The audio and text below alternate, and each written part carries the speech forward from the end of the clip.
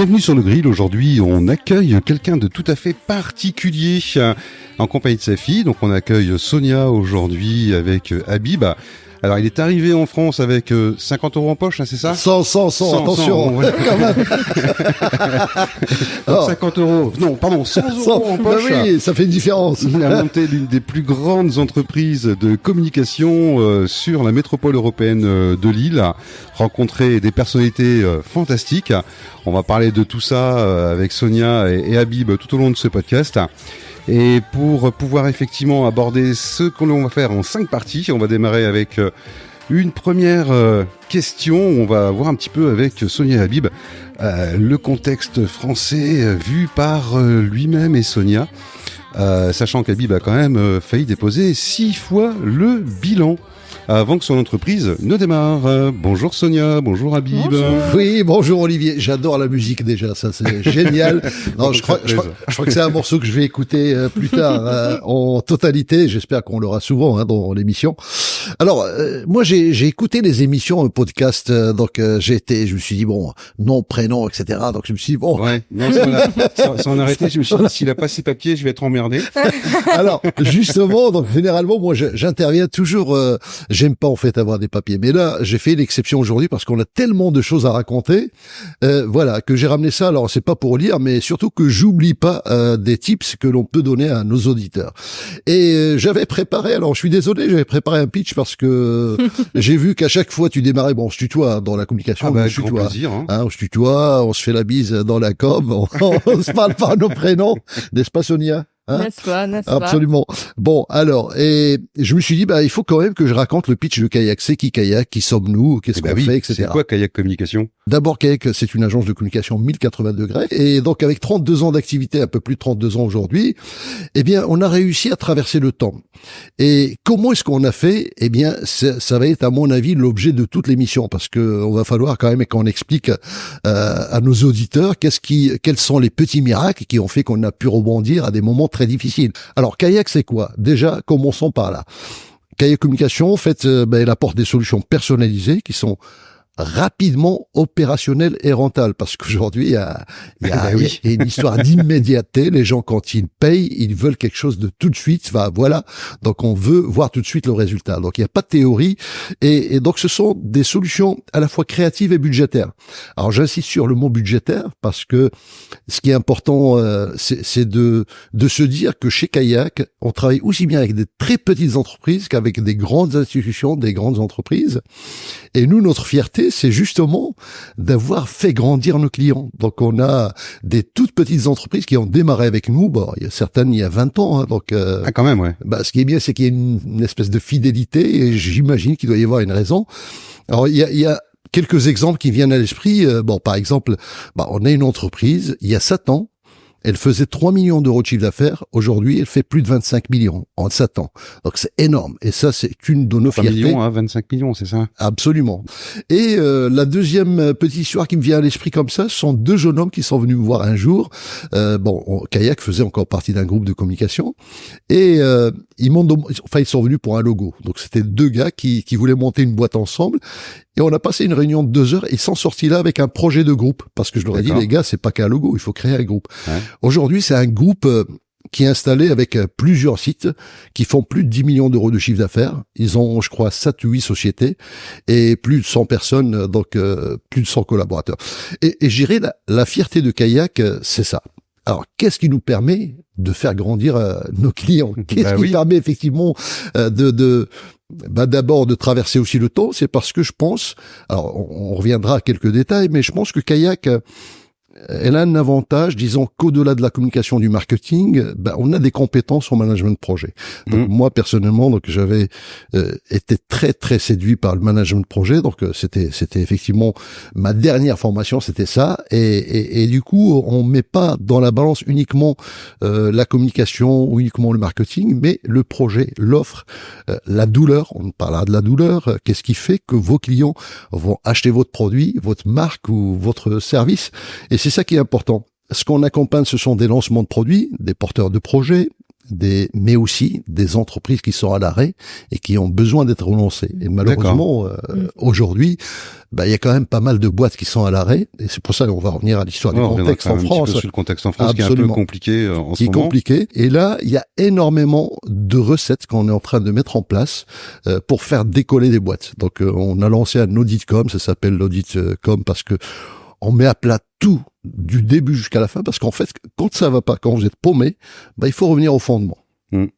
Qu'est-ce qui a fait? Voilà, il faut revenir au fondement et on pose tout. Et parfois, les solutions sont des choses beaucoup plus simples que ce qu'on ne pense. Ça, j'en doute pas, c'est clair. Alors, comment est-ce qu'on fait ça? Comment est-ce qu'on fait évoluer nos clients? Eh bien, en activant, je dirais les tendances les plus impactantes en termes de marketing digital. Donc, et ça, Sonia en parlera beaucoup mieux que moi parce qu'il y a des pratiques aujourd'hui. Vous savez, on a dépassé l'ère du B2B, le B2C, c'est-à-dire business to business, business to consumer. Et ça fait longtemps, il faut que les entreprises le comprennent, qu'on est entré dans l'ère du C2C. C'est-à-dire du consommateur au consommateur. Aujourd'hui, le meilleur vendeur pour une boîte, si vous êtes un entrepreneur, si vous vendez quelque chose, votre meilleur vendeur, c'est pas vous, c'est même pas l'agence. Bon, voilà, on est une agence, c'est même pas nous. Ce sont les consommateurs, vos clients. Et à partir du moment où vos clients parlent à d'autres clients, vous avez tout gagné. Et pour cela, Kayak a développé toute une batterie d'outils qui permet justement de rendre vos clients vos meilleurs ambassadeurs. Donc et là, on peut parler du GC, Sonia. Oui, d'ailleurs, Sonia, justement, on est content de t'accueillir aussi, puisque tu fais partie de l'aventure Kayak. Donc, t'as rejoint ton père, hein, c'est bien ça. Je me trompe pas. Bon, je sais que tu l'as pas rejoint forcément par la grande porte tout de suite, qu'il t'a fallu ramer un peu, c'est ça? Ah oui. En fait, pour tout expliquer, donc j'ai fait mes études en alternance. Donc, j'ai fait chez Kayak Communication. À la base, je savais pas du tout quoi faire comme études. Et au final, je me suis retrouvée dans la com. D'accord. Donc, en fait, j'aimais tellement de choses, je voulais faire tellement tellement de métiers différents. Et au final, mon père m'a dit bon, toi, viens avec moi, je te vois bien en communication. Et au final, j'ai mis un pied dedans sans savoir ce que c'était réellement, et au final, ça fait plus de 12 ans maintenant. Tu peux garder le sourire, parce qu'apparemment, c'est une aventure qui continue, donc oui. Ton père a bien fait de te pousser dans ce domaine-là. Et c'est quoi ton rôle, toi, en fait, chez Kayak? Alors, mon rôle, moi, je suis chef de projet. Après, chez Kayak, on a toutes les casquettes, donc je suis plus spécialisée aussi dans la partie community management, tout ce qui est stratégie digitale, etc. Enfin, ça, c'est vraiment ma passion et ma partie, voilà. D'accord. Alors, Sonia, elle est en veille permanente. On parlera de quelques tips qu'elle m'a appris encore dernièrement, il y a une semaine, mais on y viendra dans d'autres sujets sur les rêves, etc. Enfin, il y a des tips, moi j'apprends.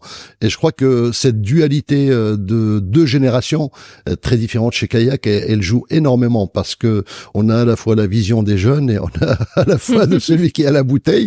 Et ça fait, je trouve, un bon cocktail. Alors, ce que Sonia n'a pas dit, donc t'as pas voulu le dire, c'est qu'à un moment donné, une fois qu'elle a terminé son alternance, je dis écoute, parce que c'était un peu la porte de facilité. Moi, j'ai pas été éduqué dans la facilité. Donc, la première fois que je suis venu en France, mon père, €, avec 100 €, effectivement, là, je 17 ans, j'ai dit, quand j'ai eu mon bac, j'ai dit à mon père, écoute, j'ai envie d'aller finir mes études en France. Il me dit, oui, mon fils, il y a pas de problème, tu peux aller aux États-Unis, au Canada, où tu veux.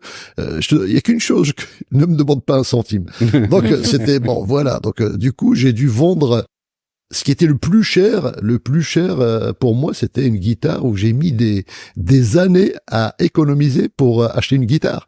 Et j'ai dû la vendre pour prendre un billet de car, pas d'avion, parce que c'était hors de prix à cette époque-là, avec 100 € en poche, effectivement.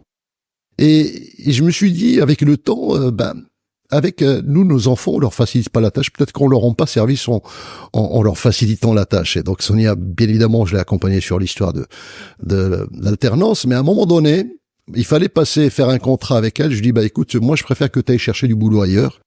Tu fais tes preuves. Je voudrais que tu ailles connaître d'autres entreprises avant de revenir chez Kayak. Et c'est ce qu'elle a fait. Tu peux en parler, hein, donc Oui. t'as galéré un peu quand même. Bah, en J'espère soi, bien. Ce serait trop simple sinon. je suis quelqu'un qui n'aime pas rien faire. Donc, en soi, je suis restée au chômage 2 semaines. Donc, j'ai voulu trouver du boulot directement et montrer aussi, que ce soit à mon père ou à ma mère, que je pouvais très très bien me débrouiller toute seule. Donc, j'ai cherché du boulot, j'ai fait plusieurs entretiens dans différentes agences dans le Nord et au final, j'étais jeune, je voulais de l'argent tout de suite. Donc, je suis partie en Belgique. Tiens. Ben voilà, tu vois. Ben voyons. On va en parler. Voyons. Je voulais beaucoup d'argent tout de suite, donc je suis partie en C'est Belgique. bien les jeunes, ça.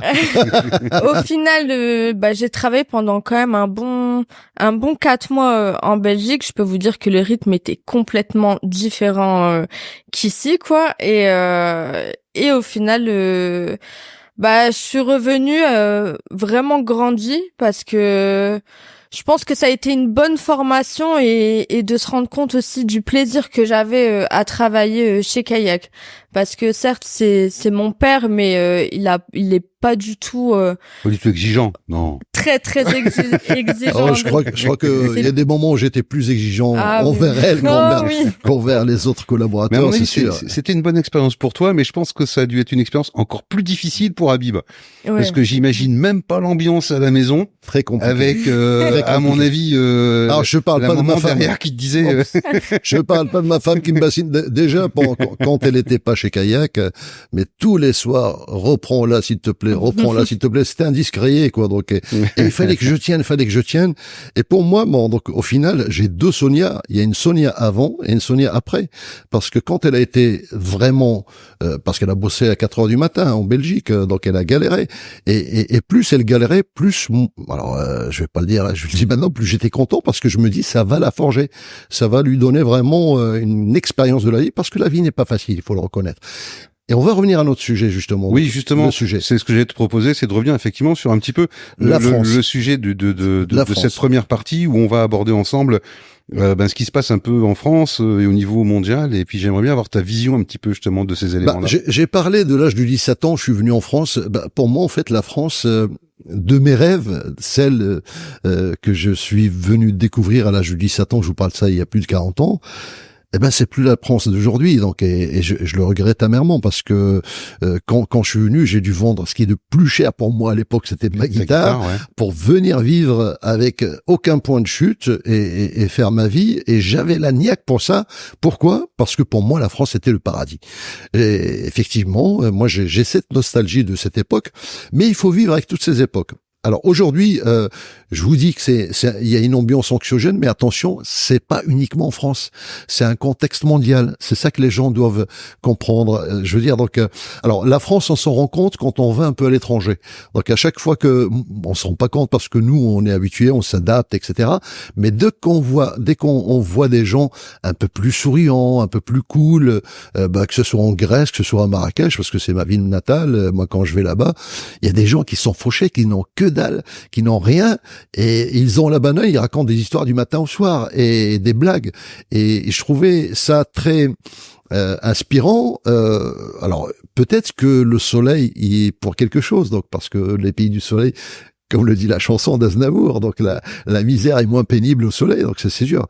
Mais en même temps, on connaît le tempérament français, donc on est, alors je vais pas dire râleur parce que je vais me faire taper sur les doigts, mais on a ce tempérament, enfin bon, on va dire latin. On est quand même des Gaulois quelque part. Des Gaulois, on est Gaulois, ça c'est clair. Hein. Et c'est ce qui fait la richesse de cette France. Mais alors, à quoi est-ce qu'on peut justement, d'après toi, en fait, pourquoi on est dans cette société anxiogène en ce moment? Qu'est-ce qui se passe en ce moment? Il y a 2 éléments. Il y a d'abord le côté économique.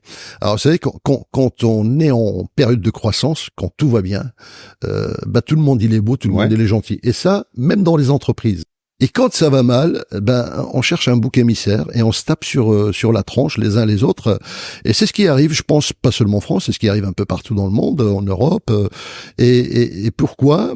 Je pense que ce contexte économique qui fait que c'est anxiogène, qui est aussi nourri par les médias. Et ça, c'est la deuxième réponse que je donnerais, c'est que les médias peuvent jouer un rôle énorme. Les médias peuvent rendre un pays heureux comme ils peuvent le rendre malheureux. C'est un petit peu la question que j'allais justement vous poser à tous les deux, parce que à un moment donné, je me suis amusé à faire une expérience perso. Oui. Et franchement, je te jure, ma femme elle est rentrée, elle m'a fait la tête.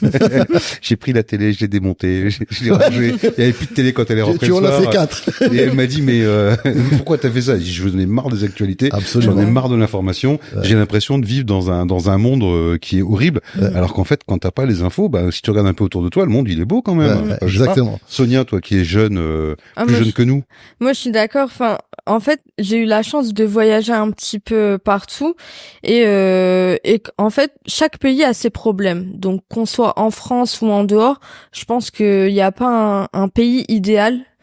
Et c'est vrai que les informations en continu, je pars de ma propre expérience pendant le confinement, c'était BFM TV du matin au soir et au final, ben ça m'a rendu hyper malade. Le truc génial avec autant de cas de Covid, autant de décès, c'était le truc où on se dit mais on va où là? Et au final, depuis cette malheureuse expérience, on va dire, j'ai carrément arrêté d'écouter les infos. Maintenant, si j'ai envie de regarder les actus, je regarde le matin 5 minutes, pas plus, mais je prends plus le temps de m'angoisser avec ces informations.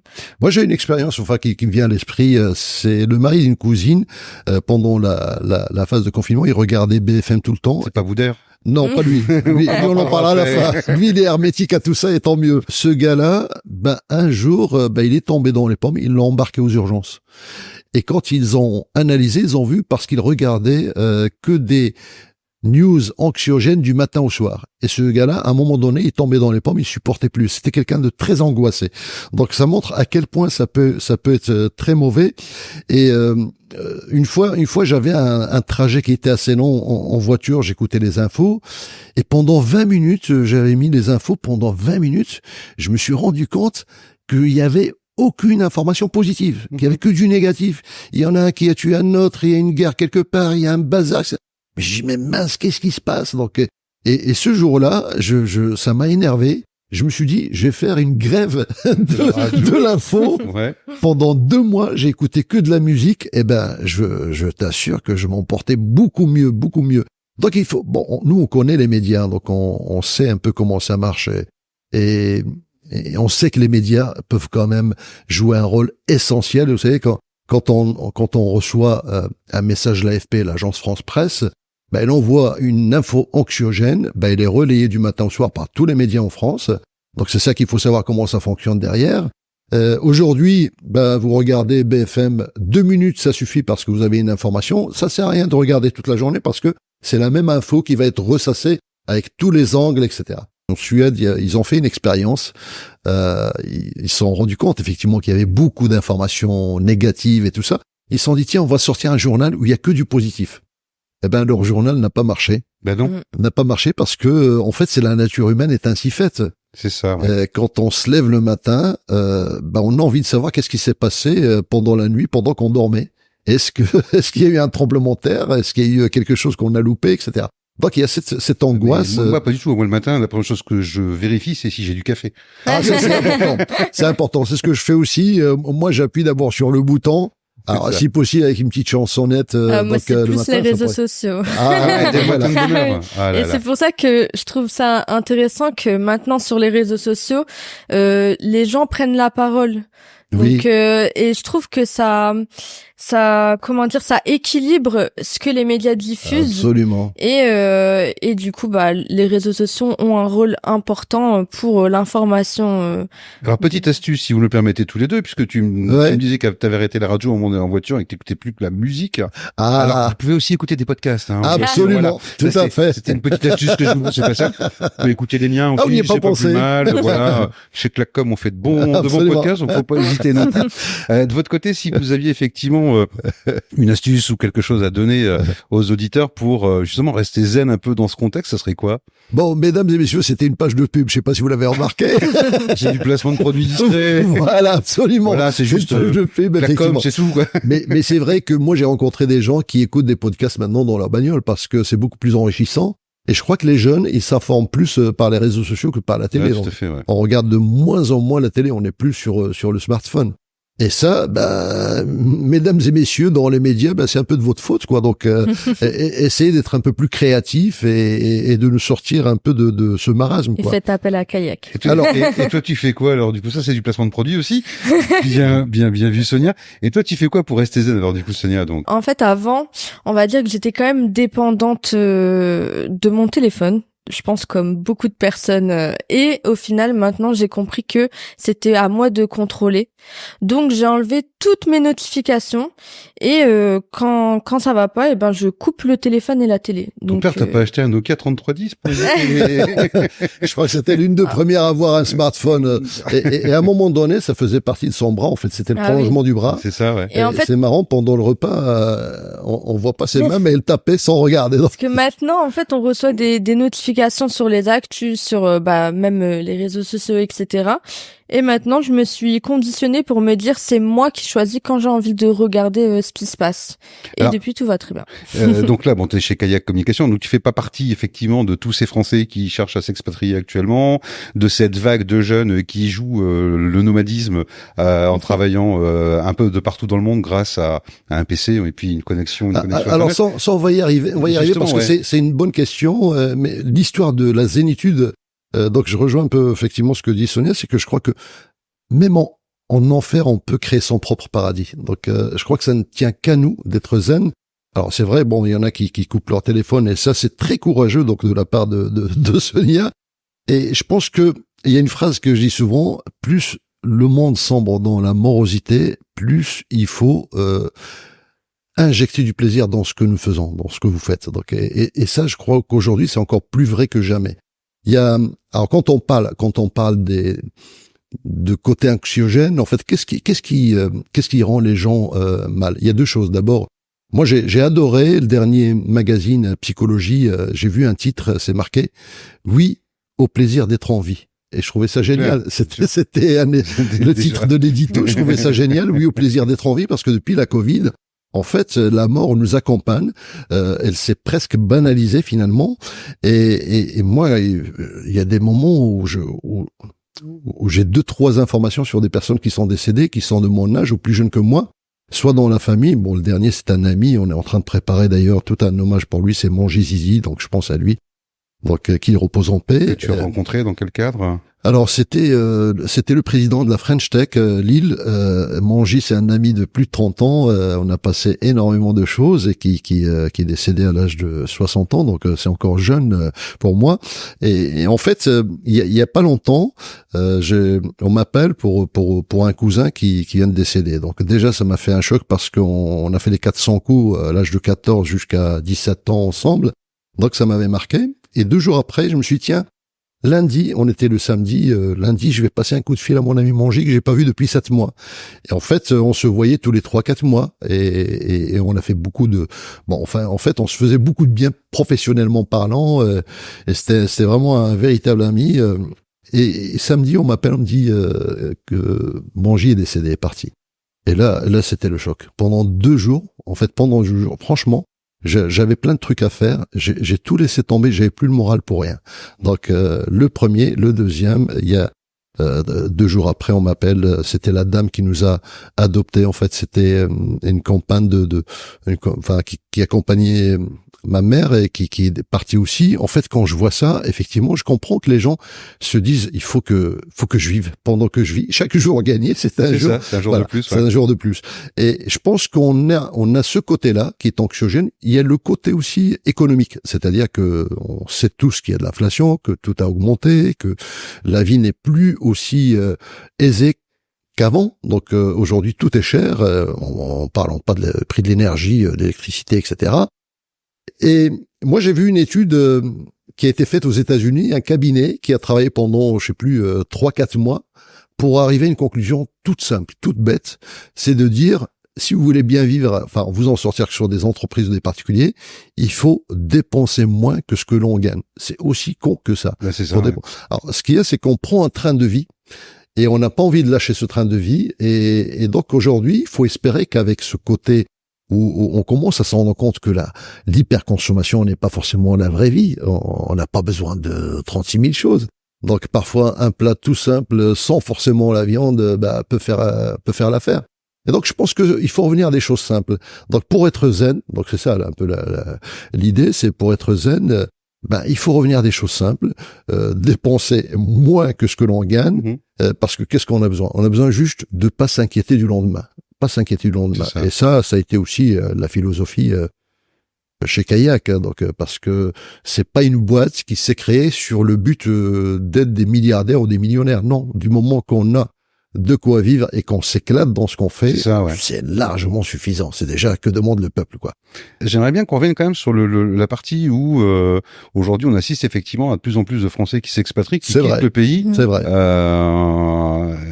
Et Sonia, ça t'a jamais donné envie toi de partir Ah bah si. Moi je suis une grande amoureuse du voyage. Enfin dès que je peux partir, découvrir d'autres pays, je le fais. Mais pour avoir, j'ai quand même pas mal voyagé. J'ai fait plus de 15 pays. Donc j'ai que 28 ans, donc j'ai encore un peu de temps pour découvrir le monde. Et au final, quand je discute avec des personnes, par exemple, je sais pas, des gens de Dubaï, j'ai pu aller à Dubaï, à Abu Dhabi, Zanzibar, l'Albanie récemment, etc. Nous, quand on va là-bas, c'est un plaisir. Donc, on apprécie la mer, le soleil, etc. Mais quand on discute avec des locaux, pour eux, c'est un enfer. Donc, au final, c'est un peu comme nous ici. Je pense que dans chaque pays, il y a des problèmes et que on trouvera pas un pays vraiment où tout sera tout beau, tout rose. Donc, pour moi, je pars du principe où on est bien, la France, c'est quand même nos racines, etc. Mais partir de temps en temps pour découvrir le monde, se déconnecter un petit peu de la France, et après, quand on rentre, on apprécie notre beau pays qui est la France. C'est un peu l'effet, je pars en vacances, c'est tout nouveau, c'est tout beau, tout qu'on fait, ça doit être mieux ici, mais en fait, pas forcément. C'est ça. En fait, l'idéal, si on veut un pays idéal, il faut prendre un peu ce qui est bon dans chaque pays, et ça, c'est compliqué. Parce que dans chaque pays, on trouve à la fois du positif et du négatif. Si tu veux, on va créer un nouveau pays ensemble. Allons-y gaiement. Allons-y gaiement. C'est une question, en fait, que j'avais abordée dans un autre ouvrage qui s'appelle Réaliser vos rêves sans plus attendre. On en parlera peut-être tout à l'heure. Et moi, j'étais arrivé à cette conclusion parce que je me suis dit qu'il faut s'expatrier pour mieux vivre. Parce que j'ai vu, effectivement, il y a beaucoup de gens qui s'expatrient, qui partent. Bon, moi-même, je suis un expatrié, donc, mais c'était un choix de vie. Donc, j'ai pas bougé de la France depuis, donc, alors pour la petite histoire, en fait, je voulais aller au sud. Hein. Donc oui, tu l'avais expliqué. Moi, Marrakech, j'ai écrit à 10 écoles. Je voulais Nice, je voulais Perpignan, je voulais le sud, je voulais le soleil. C'est Lille. C'est la seule école qui m'a dit OK, on t'accepte Lille. Et quand j'ai raconté à tout le monde que je vais à Lille, les gens, Marrakech, waouh, tu vas vraiment chez les Esquimaux, c'est de la folie. Alors j'avais acheté, je me rappelle, j'avais tellement les pétoches pour le froid, je me suis dit, je vais passer une année à Lille, puis je reviendrai au sud, mais il faut quand même que je m'équipe. Et j'ai pris un blouson à l'époque. Ça coûtait équivalent de 20 €, un blouson qui était cher à l'époque là-bas, et en peau de mouton, retourné, pour vraiment avoir et la vraie peau de mouton, c'est pas du fond. T'as vu qu'il pleuvait par chez nous? Je suis venu en septembre, il faisait une chaleur de fou à la gare de Lille, je transpirais, je te dis pas l'odeur de la peau de mouton. Donc finalement, Lille, je suis venu pour un an, et là ça fait plus de 40 ans, donc comme on dit, c'est une région quand même très attachante, quoi. Donc voilà, je l'ai plus quitté, et je le regrette pas du tout. Après, quand on parle d'expatriation, moi, ce que j'avais dit dans ce livre, Réalisez vos rêves, en fait, je suis arrivé à une conclusion où je me dis que c'est pas forcément notre nouvel environnement qui conditionne notre nouvelle vie. Mais c'est plutôt le changement que l'on a osé entreprendre pour modifier le cours de notre existence. En fait, le fait de se dire, allez, je vais faire table rase, je vais partir dans un autre pays. En fait, ce qui t'aide, c'est pas le fait d'avoir été dans le pays, c'est d'avoir fait table rase. Ouais. C'est d'avoir réglé tous tes problèmes. Et pour ça, par moment, il faut prendre des gants, comme un gant de boxeur, et se dire, allez, j'attaque tout ce qui est anxiogène dans ma vie, je règle mes factures, je règle mes trucs, je fais le ménage. Aujourd'hui, je suis très, très, séduit par le minimalisme, c'est-à-dire qu'on remplit, on se rend compte qu'on a un costume que t'as pas mis pendant 2 ans, mais mon vieux, tu vas plus jamais le mettre, vire-le. Ouais. Aujourd'hui, l'espace a beaucoup plus de valeur que ce que tu mets dedans. Donc on arrive à cette philosophie et je pense que quand on se décharge physiquement, même visuellement, dans une pièce, eh bien, on décharge un peu notre esprit. Et je crois que notre esprit, avec l'âge, c'est un peu comme un ordinateur, hein. Quand la mémoire est saturée, c'est saturé. Après, tu cherches l'info, tu galères, quoi. Donc, tu sais plus où est-ce qu'elle est. Donc effectivement, on est plus aujourd'hui sur une société minimaliste. J'ai envie de dire un petit peu comme l'histoire de rire, comme dans les célèbres petites mimiques de Mr Bean. Donc on le voit pendre son caleçon 1 par jour. Il n'y a pas besoin Absolument. de plus, quoi. Tout à fait. En tout cas, merci déjà à vous deux pour cette première partie. Je vous invite à vite écouter la suite parce qu'on va aborder Kayak Communication, le livre avec Kayak Mon Amour, et on verra comment Kayak a quand même failli déposer. C'est juste 6 fois le bilan, mais bon, aujourd'hui ils sont toujours là, donc on va pouvoir parler du rebond. Merci Sonia, merci Habib, et on se retrouve dans la suite très rapidement. Merci à vous deux. Merci Olivier.